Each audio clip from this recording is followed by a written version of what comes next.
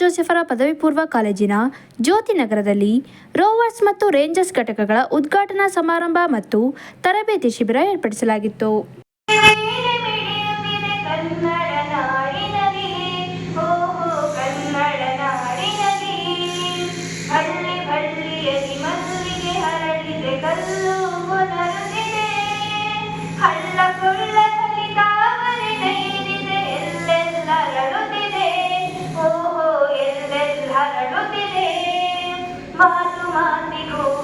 ಜಿಲ್ಲಾ ಸ್ಕೌಟ್ಸ್ ತರಬೇತಿ ಆಯುಕ್ತರಾದ ಸಂಧ್ಯಾರಾಣಿ ಅವರು ಕಾರ್ಯಕ್ರಮವನ್ನು ಉದ್ಘಾಟಿಸಿದರು.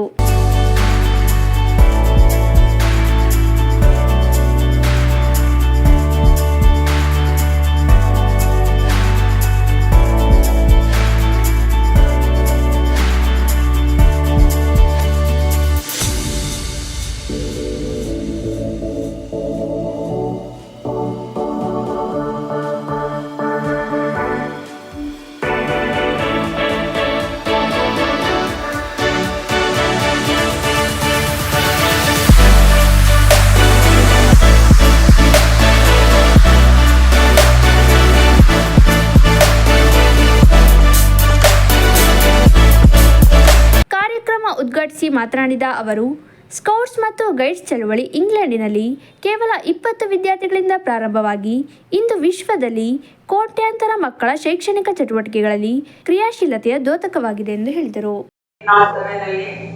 ಲಾರ್ಡ್ ಬೇಡನ್ ಪವೆಲ್ ಅವರಿಂದ ಇಂಗ್ಲೆಂಡ್ ದೇಶದಲ್ಲಿ ಪ್ರಾರಂಭವಾಯಿತು ಇದೊಂದು ಚಳವಳಿ.